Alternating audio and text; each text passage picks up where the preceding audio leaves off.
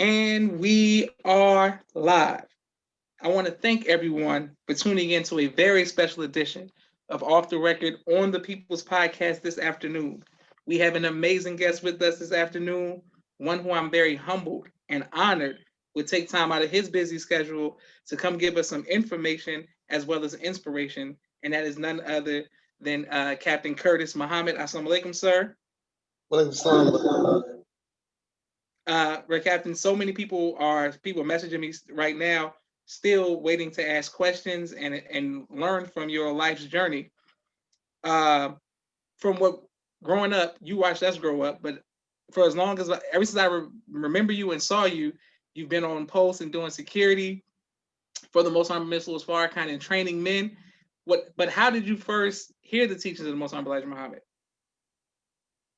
well, believe it or not, first of all, let me give you the greetings and let me say I'm honored to be on your podcast, brother, because I saw you grow up as a little youngster to a junior FOI to a FOI, Yes, and sir. now doing this wonderful podcast trying to corral the history of some of us in our nation Yes, sir. that for those that don't know do know. So I'm honored to be here with you. Praise be to Uh, God. my first experience was in Oakland, California. Uh, I guess I was living a life normally as a black man, and the brothers used to knock on my door with Muhammad Speaks and the Whitey H&G fish, and I would get the fish and the eggs, and I would get the phone because Muhammad Speaks, and I really was like foreign to me, so I would just read the cartoons, Yes, yes, sir. And during that time, Muhammad Ali was famous, and my cousin called me and he said, "Man, let's go here where these Muslims at." I said, "Where they at?" And he said, "Well, we got to go to San Francisco." So, we go to San Francisco, and at that time, brother Abdullah, may Allah be pleased with him, he was the minister there named John Shabazz. And when I heard him, I jumped straight up out my seat, accepted the teachings because he was talking about killing devils. Mm, mm. And, we got these bullets, and I'm like, man, load me up with these bullets. But that was my first encounter, and uh, by me thinking that Muhammad Ali was in Los Angeles, we left San Francisco and went to Los Angeles, and that's where I registered and uh, began my journey in number 27. Praise be to Allah. What year was that, brother Captain? That was in the last part of 73, first part of 73. Praise be to Allah. Wonderful. Yes, sir. And so, what was it like being in my number 27 during that time? How did the people receive the believers? But we was very strong. 27 was called the West Coast, the Academy. We was super strong. The FOI was tight. Uh, Businesses was booming with a lot of the individual brothers. We had quite a few businesses, restaurants. We had mosques in different locations. One was on Broadway. The restaurant was on Main Street. The main mosque was on Central. Uh, so we was very receptive because we did the door-to-door program. As I was processing and registering, uh, every day we would go out with our lieutenant, and we would go up and down the street. He would get in the middle of the street, watch us as we go down to the end. Just we worked it door to door with the Muhammad Speaks, and that was what made us very successful because the people knew who we were, and quite naturally, some of the brothers would go soldier on the corner and sell the pies and things of that nature. But they was very receptive to us, in my experience. Praise to Allah. Yes, sir. Um, once the 1975, the Most Honorable Elijah Muhammad departs, how did that impact you and your family? At first, it did not. We stayed with the teachings for about a year. As the imams got to changing things and changing the name of the paper, and when he removed the nationals from the uniforms and began to change the national to the Holy Quran, uh, at that point I couldn't take no more. So I just kind of like stepped out. But I kept the Islam that I had been given by the Most Honorable Elijah Muhammad to the best of my ability. I just didn't function in the masjid. Mm. Praise be to Allah. Yes, sir. What made you come back, brother Captain? Once, like after 1975, once the rebuilding started. Well, I went to school, and in the school that I was in, they wouldn't allow the Nation of Islam to be mentioned. So all we had was the Imam in the Orthodox Islam. So in that role, I took it up and became an Imam. But I was teaching how to live and message to the black man until I was moved away from the main population of the school to a camp. So whoever knows what I'm talking about, you can pick that up. I'll just leave it right there. But however, I on coming home, we didn't hear the minister. I mean, it was like the phone call was coming out monthly, and I was back in South Carolina, in Columbia, and so it was no movement hardly. It was nothing going on. So when the minister did a webcast, I went to it, and when I went to it, it was that's all it took. When I heard him, I said, "Oh man, the nation back." So I wanted to know who was in charge of Columbia, and at that time, brother named Nice, brother Amin, his name was Brother Kendall then, and he was doing a little small study group at his house, and we met and had coffee, and I just told him, we got to come out this house, brother. We got to go to the street. So that's what we did. We went into projects, had a couple of meetings, and he said, look, we're not going to get nobody here. Let's go to the Radisson. And I said, okay, if that's what you want to do. He said, I'll pay for it for the whole first month. And that time, Dr. Abdul Alim was the regional minister, and your father at that time was Brother William. He was the regional captain. So we got started. And from that Radisson, we found the building, made it our mosque, and we just started pushing the phone calls. So at that point, we was doing about 1,500, and the Leotis fleet was going around. And I wanted the truck to come to Columbia. It was stopping in Charlotte. We had to go to Charlotte to get the papers and bring them back. So I kept asking the regional captain, look, why that truck can't come? He said, well, you got to do more papers than y'all doing. So we got up to 5,000. And I said, well, can the truck come now? He said, no, you get to 10,000 and the truck will come. So I went back to the brothers. I said, look, we got to get 10,000 papers sold in order for that truck to come to our mosque. And that's what we did. And by Allah's grace and mercy, the Leo the Street pulled up in front of the mosque, and quite naturally, that excited the brothers. So it caused our ranks to grow. It caused us to grow as a mosque. And from that, I became the brother William, now who's brother Abdul Sharif. He was promoted to supreme captain. And brother Abdul Akil became the regional captain. And brother Tim was the assistant regional from Washington. And he had an accident. He was going to collect some paper money. He had an accident. So in his absence, brother Akil placed me as the assistant regional for the Mid-Atlantic. And we just worked it. And then we didn't have a minister. Brother Alim went into the Minister of Health. So we didn't have a minister. So it was like myself and brother Akil was just working the region with the student ministers that was there and the other brothers. And we did very well, I think. And then we opened up other study groups, opened up Charleston, went to Myrtle Beach, North Myrtle Beach, Conway. We just opened up quite a few study groups, and the Georgia Dome came up.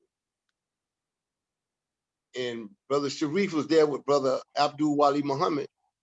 And when they got there, it was like ticket sales was like 6,000 for a 70,000 seat venue. And it was 3 weeks out. So I think from what I was told that the Honorable Min Farrkahan instructed Brother Abdul Sharif as the Supreme Captain at that time to stay in Atlanta till they got the sales up. And so he called me and asked me to come to Atlanta to help them with that. And I told him I would do it. I said, but I can't have people blocking me and stopping me from making moves, because you got a regional minister there and a regional captain. So he made me the chief of operations. And with the help of captains like Brother Frederick and especially Brother Captain Khalil out of Houston, they came in, and Brother Khalil, he stayed the whole time. He had men shift in and out, but he stayed there. And the first week I was there, we moved the ticket sales from 6,000 to 33,000. And the second week we went up to about 55,000. And in that third week was the clincher. So we got the tickets up to about 60 some thousand tickets.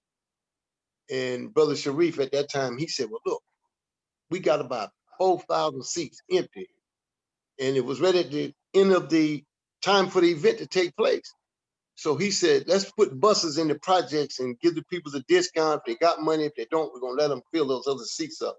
And so we filled the venue while the World Series was going on. And at that point, the minister had me go back to Columbia because at that time I was working out of Charleston as a captain in Charleston, as well as Columbia. But he sent me back to Columbia to make sure that we kept Columbia up. And a few months later, I got the call to come to Atlanta. Don Min Farrkahan had assigned me to be the regional captain of the South. Praise be to Allah. Yes, sir. Yes, sir. Praise be to Allah. Excellent, Brother Captain. You get a lot of love in the comments. I just want to read some of the comments. My sisters, Mimi and Naima, both send the greetings. Brother Captain Frederick says, one of the regional captains, chief of operations. Sister Annette says, Assalamu alaikum Islam. Sister Brother Captain Ron says, my captain, we trained until the sun began to rise. And Brother Jamal out of Baltimore says, please offer Uncle Curtis the greetings for him. Yes, sir. Please return it. And to your family as well, my brother. Please get a greetings to your family. Yes, sir. I absolutely will. I just want to say a quick story. When I came to Atlanta with my father one time, you were the regional captain. I had never seen somebody get taken off the tarmac and come down and have the brothers with the cars outside of the Most High Min Farrkahan.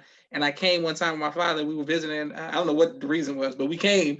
And I saw you have the brothers and the men outside and the briefcases and on the tarmac. How did you have that so much power in the city at that time? Well, you know, it's really, I won't say it was so much of myself. I want to just kind of take myself out of this in the manner that that's how I was trained prior to 75. And then under Brother Sharif, you know, we was like actually had a spirit to just make it happen. So the Honorable Louis Farrakhan came to Atlanta and we had to walk him through the airport. And when we was walking through the airport, he looked at me and he said, brother, he said, you got 1 to 5 right here going through this airport. I didn't quite get it, but I started looking around. It was some beautiful sisters, half dressed, and he was saying, you know, you can get 1 to 5 walking through this airport. I said, he'll never come through this airport again. So I got with my brother KC, Brother Kenneth Crum Muhammad. Yes, sir. And our brother, you know, he ran for mayor down in Greenwood, Mississippi, Greenville, Mississippi, Alabama, one of them. But he was a traveling agency. So he had some connections at the airport, along with the things that we was doing in the streets of Atlanta. And I just told him we didn't, you know, the minister's a dignitary and we don't want him to come to the airport. When he come in, he should be able to get on the tarmac. So from there, any laborers, the minister taught us, if his laborers come to the city, to treat them like we treat him. So when Brother Sharif was the Supreme Captain, when he came, it was like, okay, we gonna treat him like we treat the minister, get him on the tarmac, you know? And he was a stickler for being on point, being on time, and it was like, you know, I wasn't trying to get chewed out. So I'm like, we're gonna get him and give him the best treatment. So when he leave, he won't have nothing bad to say about us. Yes, so it was like, it was an honor to be able to do that. And then we was able to pick up all the national labors for quite some time, right on the tarmac when they came in. So I thank Allah for all the brothers that worked with us and helped me to do what we did in Atlanta. And we had a great group of brothers, and some of them are still there, and I thank Allah for those brothers. Praise be to Allah. Well, your legacy and your influence is ingrained in the nation of Islam, of course, but especially in Atlanta. every time I go to FY class, every time we were drilling, there's going to be a mention of F5, Captain Curtis, the 90s, and things of that nature. How did you get to hold post of Most Honorable Min Farrkahan? How did that come about? I think the phone call. I'm pretty sure it was a work effort of what we did with the phone call, and we travel. Whenever the minister moved, go anywhere to speak, we always would take a van and a group of brothers, and we would be on point. We would be there, and our whole thing was we doing the check post. We didn't let nothing get in this building, so we gonna run the check. And Brother Sharif was the supreme, so he just brought me up closer. And by me being a regional captain, that put me on the Honorable Min Farrkahan as well. So, and by me being tall and had wide shoulders, the minister used to love for me to stand behind him. And he said, "I like for this brother to stand back here."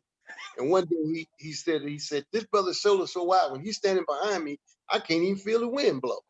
So it just was an honor, man. And just, I wanted to do whatever I could, and still wants to do whatever I can to make sure he's safe anytime he's moving outside his personal home. If I could financially be able to make it, I want to make it to anywhere he's going to ensure that he's safe, and the believers as well. Praise be to Allah. Excellent. Now, when you were standing on post, did you ever, especially during the 90s and the climate of the Malcolm X movie, so much stuff was going on in the history, did you ever face fear? And if so, how did you overcome that fear? Well, I didn't have any fear because of the minister, the Honorable Min Farrkahan. He made it clear to us that we was not his security. He was our security. And he said, "As long as you with me, brother, you safe." And with that being said, all I knew is that if anything was going down, my whole mindset was to make sure nothing happened to him. If I had to get in front of him or to cover him up to take a bullet or whatever I had to do, that was my mindset. So the only fear was that somebody would get stupid and try something stupid like that.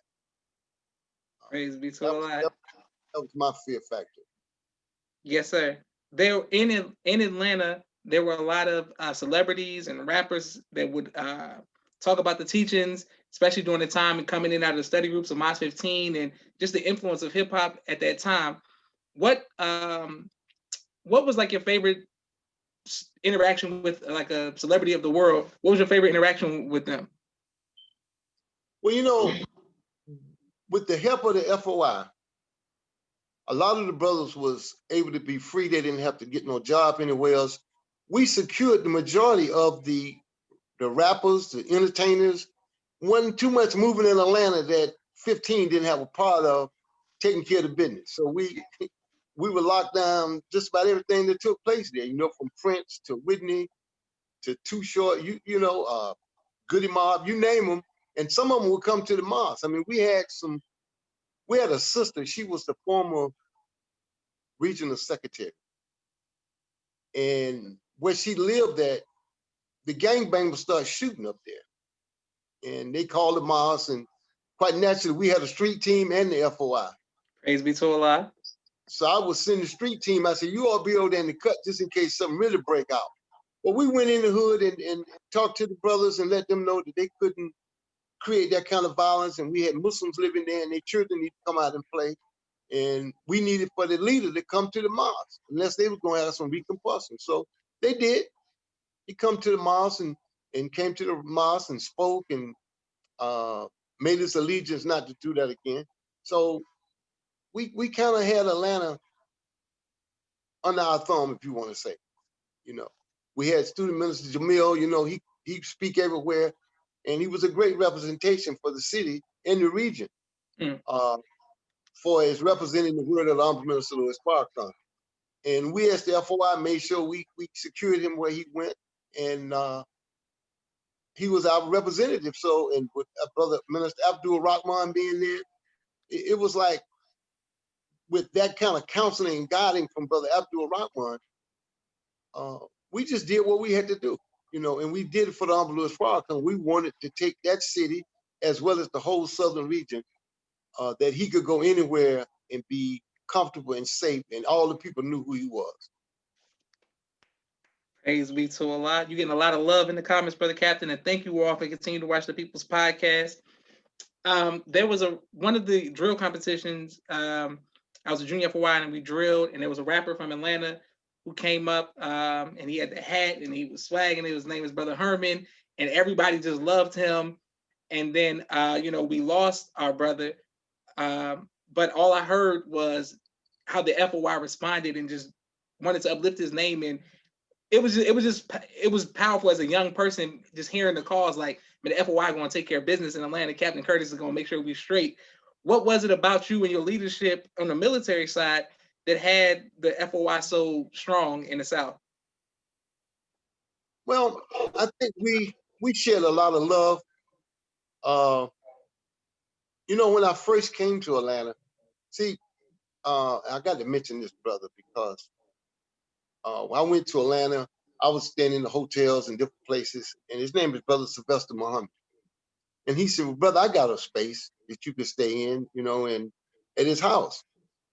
And he had his basement set up. It had 2 rooms, a bedroom, a kitchen.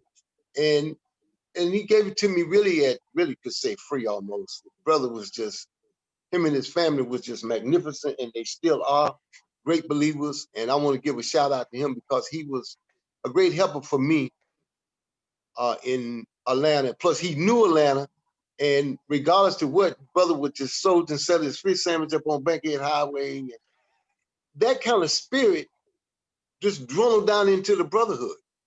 That we loved each other, we wanted for each other what the other one, it's like it was unselfishness. And I think I made a lot of sacrifices for my family because I would be with the brothers all the time. We soldiered, we made sure the papers got sold. I would go in the corner with the brothers. I didn't just send them out, I was with them. And they be telling me to go home. Brother Captain, go home. And I'm like, we can't go home till we get this paper money. We cannot owe the Min Farrkahan, the Nation of Islam, 1 dime. Yes, sir. So yes, sir. that kind of spirit was what it was. So Brother Herman was like one of my lieutenants. And he got shot in the back, saving a young lady and her daughter because the brothers was robbing the shop or whatever they was doing. And he eased out the front door as a barber. He pushed the lady down and he walked across the street, and brother just walked up behind him and shot him in the back, killed him instantly. And I was not going to let that go unsolved. I wasn't waiting on the police or nothing. So I called the whole region in.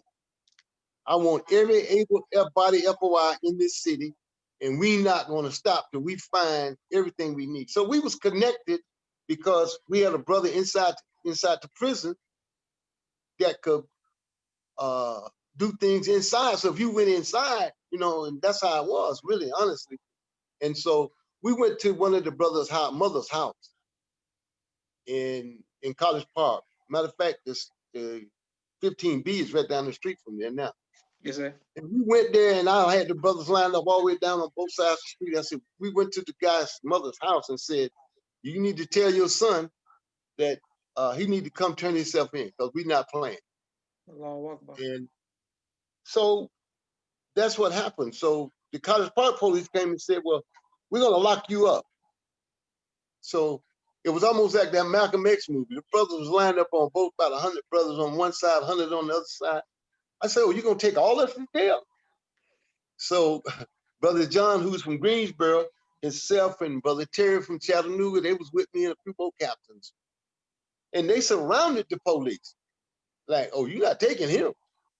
So when I told the officer, you're going to have to take all us to jail. So he said, where do y'all want to go? I said, we want to go downtown Atlanta to this barbershop where they killed my brother at. And he gave us a police escort. Down the freeway, we went back into Atlanta. And we closed the barbershop down. And we summoned the owner to show up at the mosque on Sunday. If he didn't, it was going to be another repercussion. So he showed up and explained to us that he didn't have nothing to do with the brothers that did the killing and whatever. And 2 of them went to California. We found that out. They brought them back. And 1 of them went to court. And we showed up, student captain LaShonda, Sable now. Yes. She was over the Vanguard. So I said, we going into the courtroom, myself, Jamil, and a lot of the brothers. We dressed in uniforms, and the sisters did. We sat in the whole courtroom in the back. So when they brought the brother out for bond, they gonna set his bond. I told the judge, we'll pay his bond. He looked back and saw us. He said, I don't want no bond. I don't want no bond. So he went back in. But just to simply say that our brother life was not in vain. And those that caused his death, may Allah be pleased with them as well. Allahu Akbar. Yes, sir, Brother Captain. Yes, sir. Thank you, getting a lot of love in the comments and showing a lot of love. Thank you all for continuing to watch the People's Podcast. Now, and thank you for your sacrifice, Brother Captain, and the sacrifice of your family. I want to make sure that we stress that on behalf of myself, my family, and the viewing audience. We appreciate your sacrifice and appreciate the sacrifice of your family, sir. Yes, sir. Now, when we were younger, my father would always wear your wife's bow ties, and then he would get passed them down to me and my brother. And I remember seeing the Most High Min Farrkahan wear your wife's bow ties and things of that nature. How did that make you feel to have, the man of God wearing your wife's bow ties?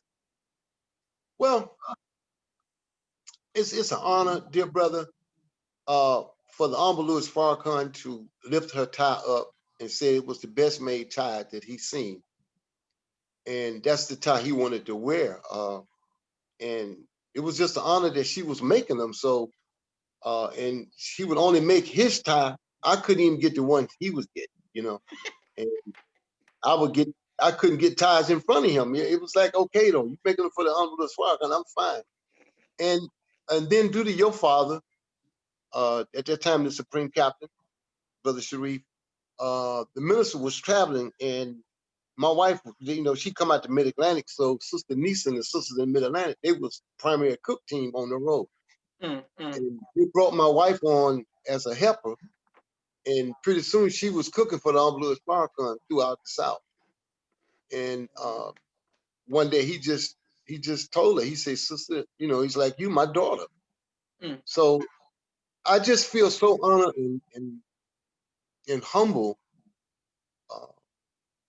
for him to choose her as his daughter. That would make me his son-in-law. And I just love him. Words is not adequate enough for me to express how I feel about him. And I just got to say this, my daughter always say the prayer. She'll say, Bismillah ar-Rahman ar-Rahim. Thank you, God, for the food. And thank you for the God. And I said, well, you praying to the God.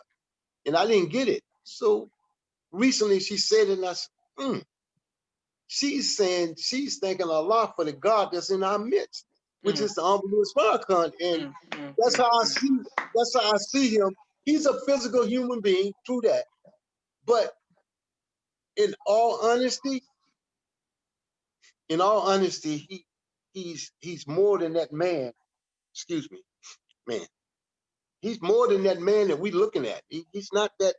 We see a physical being, but I've seen some miracles performed by this man.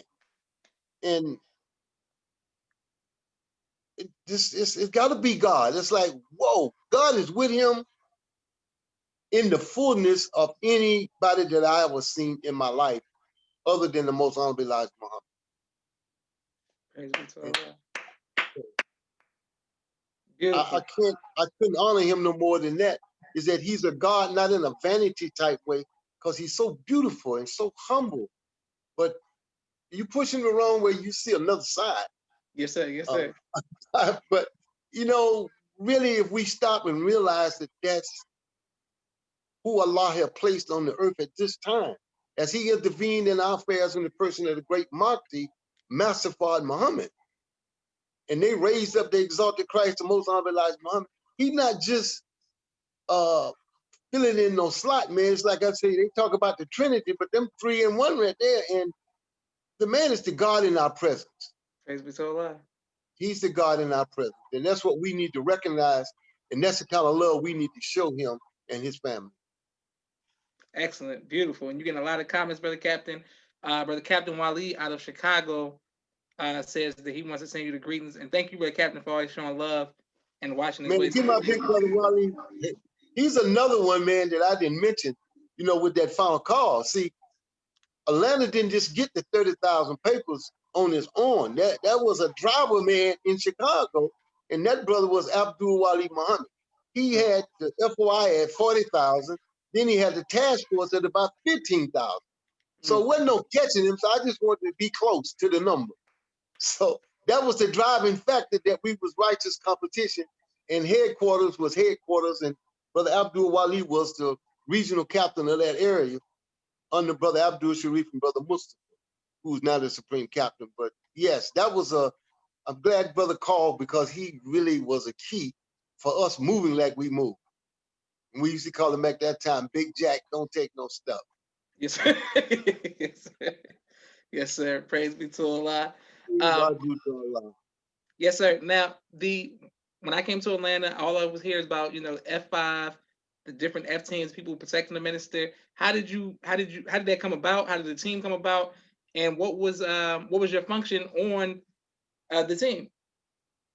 Well, the F team started when Brother Sharif went to Chicago. They had a team under Brother Ali, and they had the E team was up under Brother Abdul Wali Muhammad. He was putting them brothers together. A lot of the brothers on the E team, he trained them. And I think Brother Ernest out of DC was in Chicago Black Ice, but he was saying the E team came because it was Brother Ernest. But now Brother Wali and them had the executive team set up. And eventually that's what the Honorable Louis Farrakhan wanted around him, all the brothers from Chicago that would move with him because he didn't need people, he knew everybody. So Brother Wali was responsible for that. So we had the F team, which was the regional captain. Brother Sharif was F1, Brother Mustafa was F2, Brother Abdul Akil out of DC was F3. And him and Brother Josh Farrakhan Josh wanted to be F3 too. And Brother Mark Dennis up in New York was 4. In Atlanta, I was 5. And Brother Captain Khalil was F6 in Houston. And our brother Waliullah, who was Brother Hugh, he was F7 out on the West Coast at that time. So we basically was a team, and not to mention Captain Shahid. He was on the F team, and I think he wanted to be F7 too, whatever it was. But he was always there. And matter of fact, I knew Brother Shahid prior to the 75.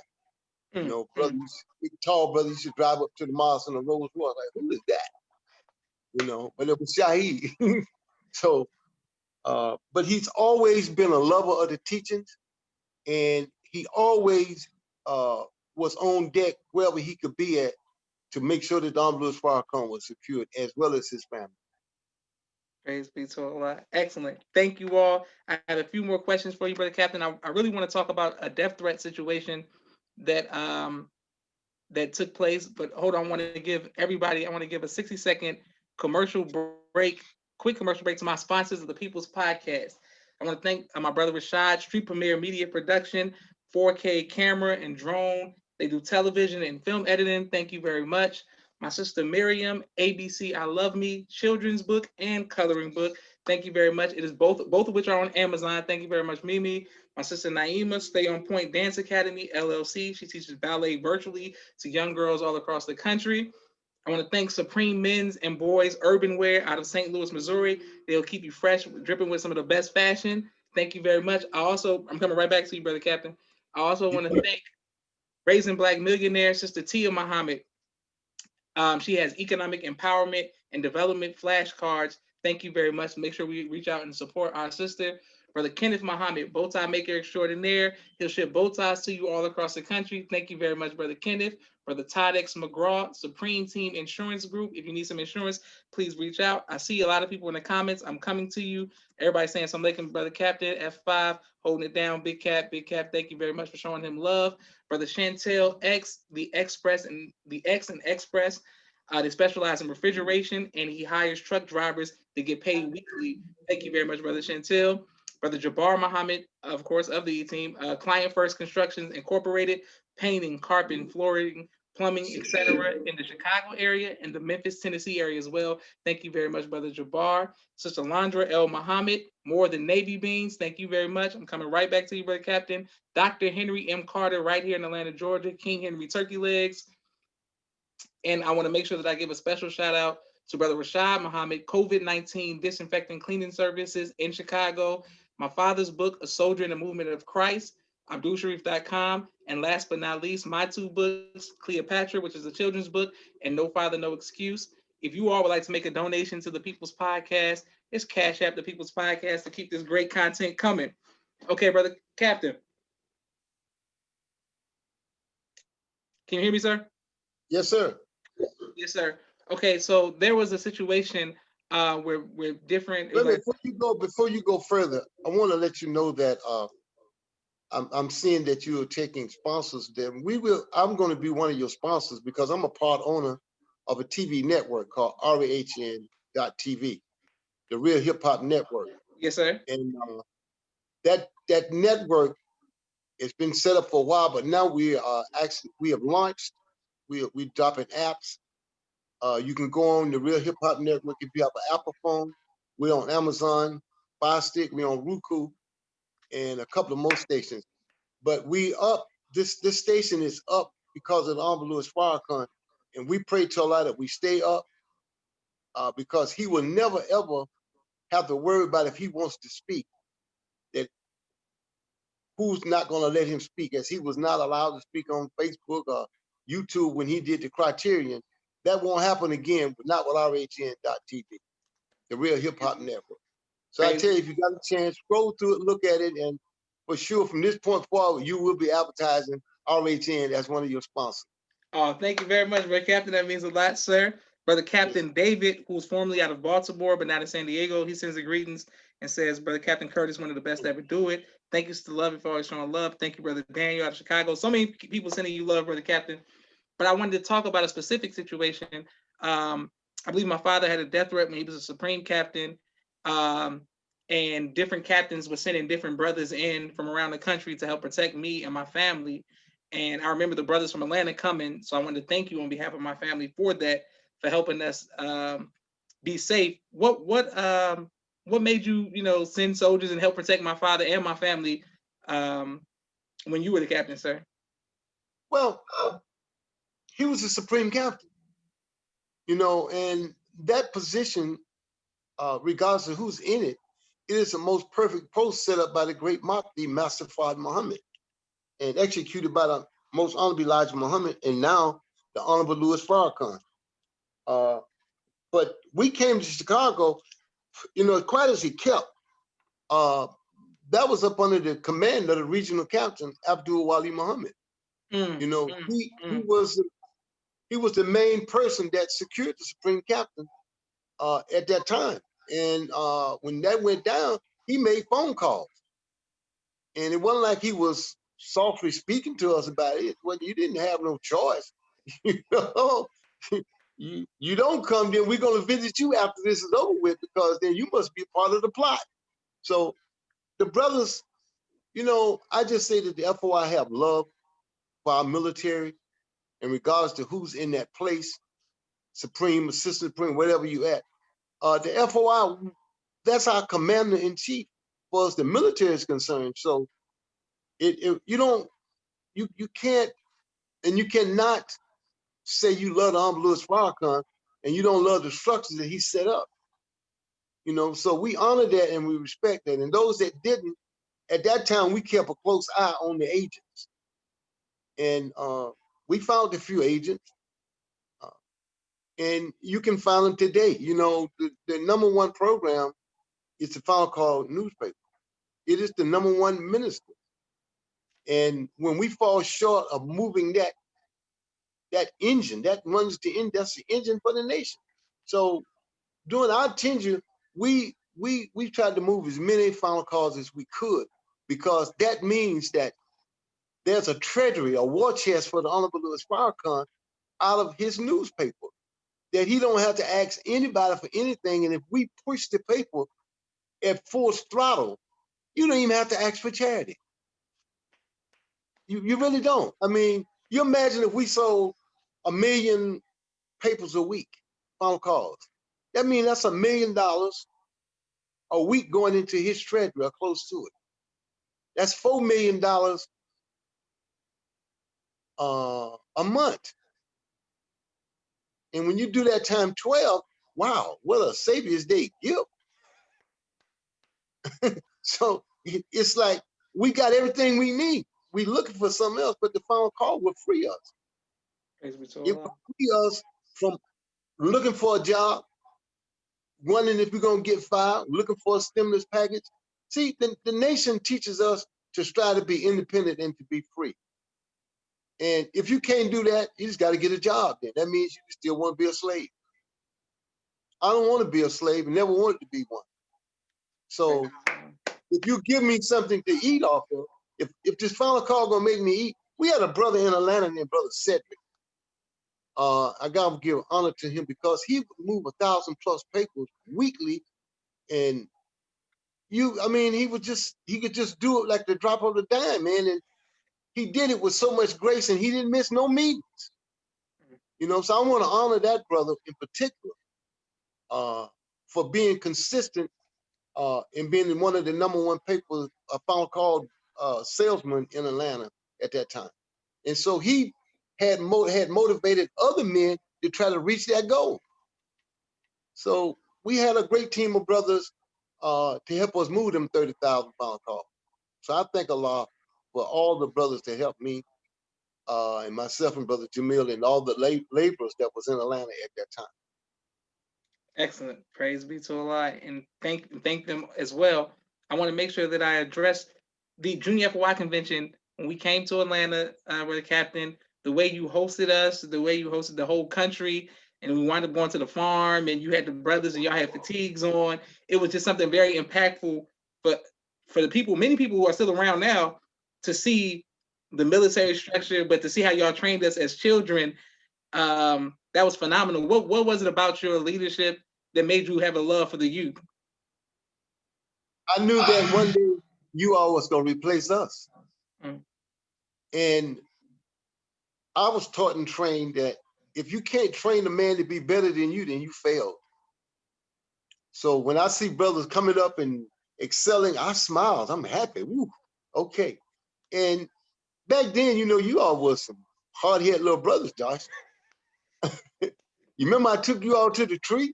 Yes, sir. I'm familiar. And the brother killed a rattlesnake. And he skinned him, named Brother James. And I said, well, brother, if the God can go up the mountain and eat rattlesnakes to get one of us, y'all sure can eat this snake. And we put the snake on the grill. And I said, don't get that snake to them brothers, man. Wait a minute. But we had a wonderful time with you brothers. And when I see you all that was in that class still functioning, it just makes my heart just warm. It's warm my heart, brother. Praise be and to see you doing what you're doing, reaching out to try to express some of these treasures to those of us that don't know, it is a great honor and a privilege, my brother, to be on your broadcast. Praise be to Allah. Yes, sir. Brother Victor P. Muhammad says, Assalamu alaikum. Thank you, Brother Victor, for always showing love in the comments and giving respect to you, Brother Captain. The Million Man March. What was the climate like in Atlanta, and how did it personally impact you, sir? Well,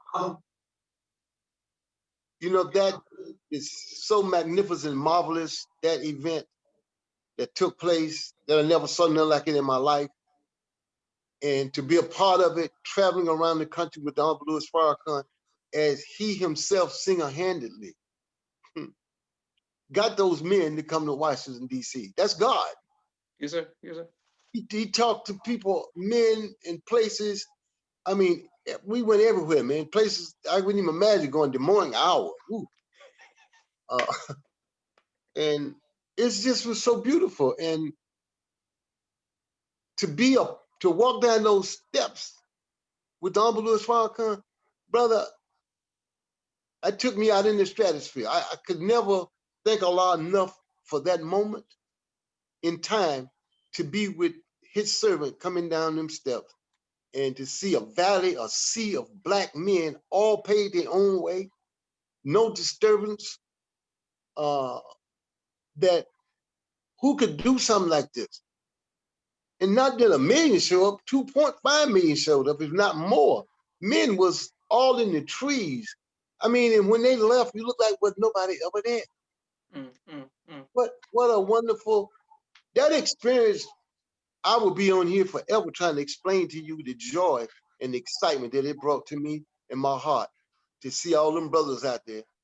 And then out of all the people that were speaking, to the men just got tired. They all was saying that was Farrakhan. Where's Farrakhan? Farrakhan, Farrakhan. So the minister had to come out because he was so humble to all of those that even opposed him with the march. He let them speak and have they say. But at the end, if they all realized that the people came to see and hear him, that's what that's so beautiful, man. And to continue to do it with the Million Family March, the Million More Movement, the 20th anniversary is like, wow. Praise be to Allah. Yes, sir. What a God in our presence. Allahu Akbar. Yes, Yes, sir. sir. Allahu Akbar. Now you coming down this. Okay, so I've been doing some history and studying through YouTube and interviews of the May Man March, and I was looking at a lot of the press clippings and some of the interviews of the people. It wasn't a lot of love shown by mainstream media before that day came. Were you ever nervous that somebody was going to do something or try to make a scene, or y'all just felt like it was all good? Well, I'm gonna say again, when the God that's amongst you tell you that you are safe as long as you're with him. I've been on the plane with him, and normally I'm nervous on the plane. I could go to sleep, but just like we on here with the minister, we know it's not gonna fall. Yes, sir. Yes, sir. Coming down the steps, I knew wasn't nothing gonna happen. And then when you look at a picture that was taken, everybody was looking somewhere else, but he was the most secure one. He looking up at the cameraman, waving at him. We all looking somewhere else. It's like, wow, how we get this picture taken? So it's a clear picture to the world that who was in charge that day. Allahu Akbar. Yes, sir. And we knew that the ship was coming. We knew that the plane was there, and no, God wasn't going to let anything take place to his servant that day, because he represented the God of the universe. So I felt very comfortable and very proud, really want to say. I was just like, this, to be amongst the men that walked down them steps, brother, there's nothing ever could replace that. Praise be to Allah. If you can see in my background, you see that picture up on my wall. Yes, sir. I see it. Yes, sir. Praise be to Allah. Yes, sir. And the other side, you see my beautiful queen over there. Yes, sir. Yes, sir. Yes, sir. Now, I was going to ask you, you said you witnessed the Most High Farrakhan perform many miracles. In the scriptures, it talks about, people who will you testify in a dark hour when, Jesus is crucified and things of that nature.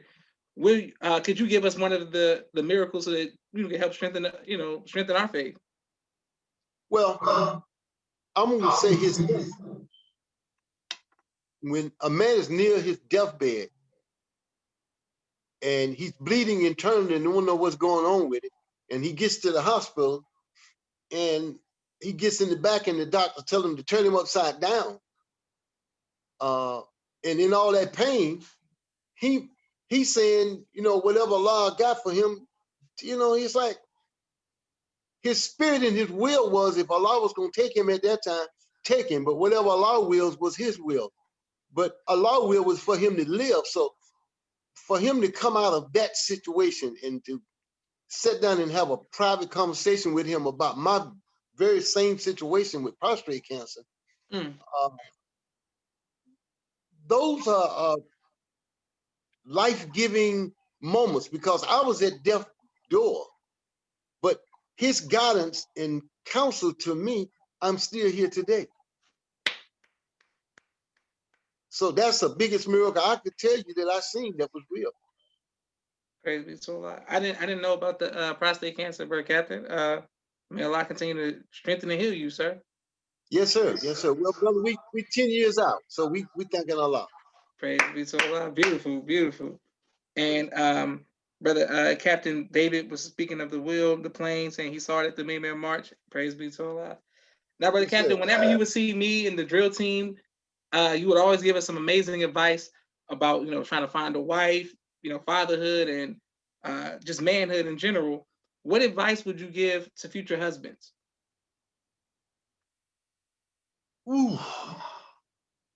Brother, is to be honest and true to your mate. If you choose a MGT,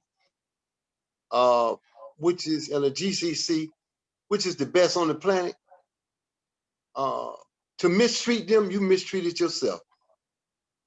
So I would say stop for a moment and realize that the woman is God co-creator.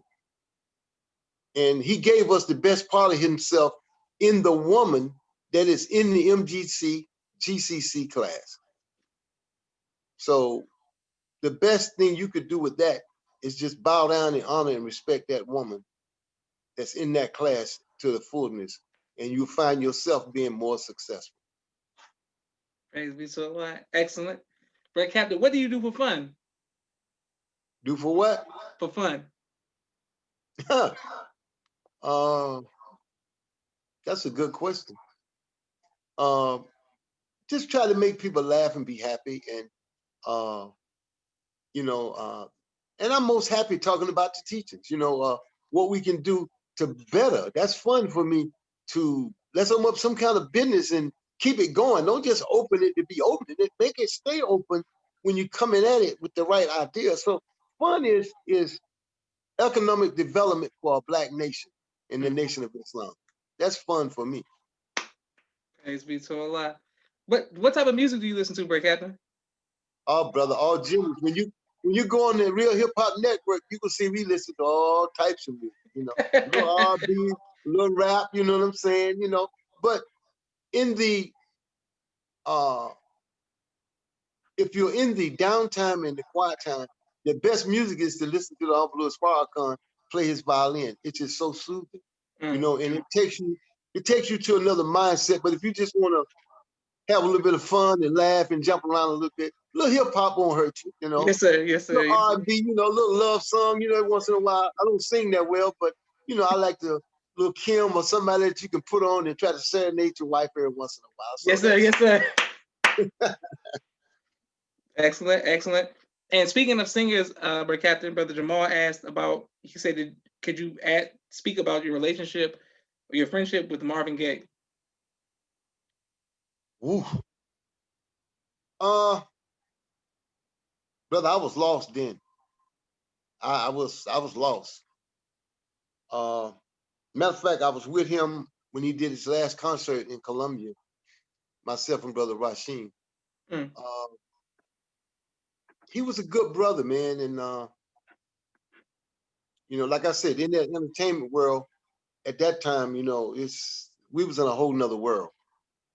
But as a person, he was a good person, and to me, he was before his time, and just sadly that he got taken out. But yeah, I could say that much. Praise be to Allah. Yes, sir. Brother Captain, will you ever write a book about your life? I'll be honest with you, people say that to me, my brother, but I kind of run away from trying to put myself in the front. Like, this is a struggle for me to be on this broadcast. This ain't the first time you asked me. I'm not one to come out to really want to boast myself, because I know that I'm nothing without Allah, the messenger and his servant in our midst. He's nothing. And for whatever good that comes out of me now, it comes because of Allah allowing me to hear the exalted Christ and his ministers. Because see, back then, we listened to the Uncle Min Farrkahan. He would come on every Saturday and we'd be pinned to the radio, and in the Muhammad Speaks, they had all these stations, wherever you was, AM, FM. He was coming on. So when I heard him in this phase, I already knew, like, man, the nation back.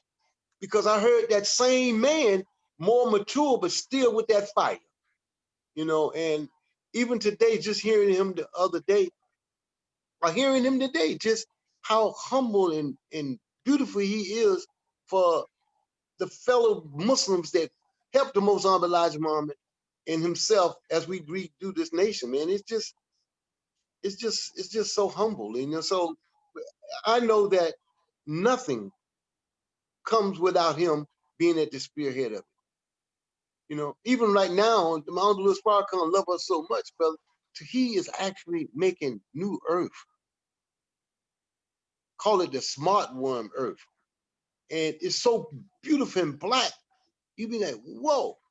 And he's telling us that the rest of the world is being messed up with chemicals, and they're killing us with the food. So I would advise to all the people that's listening on this phone is to get you some of that dirt.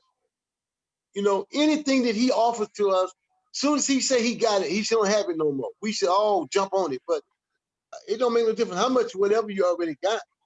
Get some for the person that can't get none.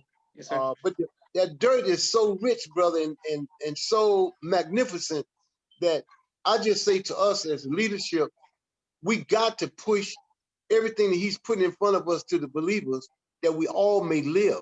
Because if we don't push it to the believers and exalt them with what he's given us, then we're going to be standing here with a lot of dead believers on our hands. And do you think Allah just going to leave us here wandering around because we didn't back and support the Honorable Louis Farrakhan? Yeah, you paid some charity, you sent some Savior's Day gift in, but he's selling some dirt. He's really giving it to us, really and honestly, for what they have to go through to process it. So it's coming from his farm, and it's called a smart worm, earthworm. You got to get it, read it, look at it, and just hold it in your hand, and now you know God. This is God now because he's making earth. Black, sticky mud. Oh, God, don't get me started. Yes, Thank sir. Allah. Yes, sir. Absolutely. And so many people are saying, "Some Lake and Brother Captain is sending you the greetings and sending you nothing but love." Brother Captain, I want to make sure that I thank you and your family again for you all sacrifice. I got two more questions for you. The next question I want to ask is, what advice would you give to the next generation, the generations coming after you, about keeping their faith during hard times and just being 10 toes down as far as just belief? Well, I'm going to say again, is that keep your eye on the prize. If you keep your eye on the Honorable Minister Louis Farrakhan, nobody, I don't care what other people do, whether they try to represent him, they misrepresent him, don't even worry about that. Just go past that. Just focus on him, what he's saying and what he have said. Pick up his teachings. Pick up the study guides. All these things about faith and belief, his readiness. He's given us everything we need. So if you fall in weak in faith, then that means you don't see him clear. He'll just get in his and look at his picture. He got different pictures for us to look at. One where he's at Mosque Mariam sitting in the chair with his beautiful robe on. Just look at that one. Then look at the one with the violin, and just look at him. Just if you saw him on the webcast the other week with the Black Nation, just look how beautiful he looked. And then go back and look at the criterion. If we're not still studying the criterion, something is wrong. Something is wrong with us, because in that it should be enough to build your faith and your spirit to a point to where that you know that you're walking with God. Yes, sir. Yes, sir. Beautiful, Brother Captain. Thank you all. I see so many people showing you love. Brother Captain, what would you like your legacy to be, sir? To be better than what I did, do more than what I've done. If I did anything at all to impress anybody, if you think I did something along with the help of the FOI and the MGT and our great nation, then just do better. Do what I would say is that what we need to do is build our nation, and don't let the Michigan farm and Mosque Mariam be the only place that a flag is risen. We need to take territory. We have a farm in Georgia, 1,600 acres. 1,000 acres of that's probably farmland. 600 acres could be a living quarters in a little town called the Nation of Islam Village with the flag risen, and all Muslims live on it. We raise the food, we feed the people, open up the canneries, get the chicken factories, buy the other 4,500 acres down there, get some farms, get some cows, get a dairy, do for self. This is what our teacher is teaching us, the Honorable Min Farrkahan. So what I want to see is the nation more prosperous than it was prior to 1975. See, I've seen the nation. I've seen it up. I've seen businesses in Oklahoma, Arkansas. Just anywhere you go, there was a mosque, there was a business, there was we had fish coming across the water. It's just so many things. And our teacher, the Most Honorable Elijah Muhammad, we had him a plane. We can't even buy the Honorable Min Farrkahan a helicopter. What are we thinking about? Build a nation would make me happy to see this nation actually, as this new world is falling down, we got all the tools that we need from our teacher, the Honorable Min Farrkahan, to build a nation and a solid foundation. If we don't feed ourselves, then we actually got our mouth in the white man's kitchen, which is the devil, and we all going to surely die. So the main thing is to stay alive, that we can build a future for our children and their children, that they can look and not only talk about what was prior to 1975, but what is going on right now today. Raise the flag of Islam. And to raise that flag, that means we own the territory. That's right. Let's get busy. Let's get busy. We got work to do. Absolutely. Thank you, Brother Captain. And so much love for you in the comments on Facebook. Please like, share, and subscribe. I want to thank you again, Brother Captain, show you that we love you and we appreciate your sacrifice and the sacrifice of your family. May Allah continue to bless you. Thank you all for watching the People's Podcast. This means so much to me, Brother Captain. You put so many of the stories together with your testimony, and thank you, sir. We thank Allah. We thank Allah for you, Brother Josh. Keep doing what you're doing.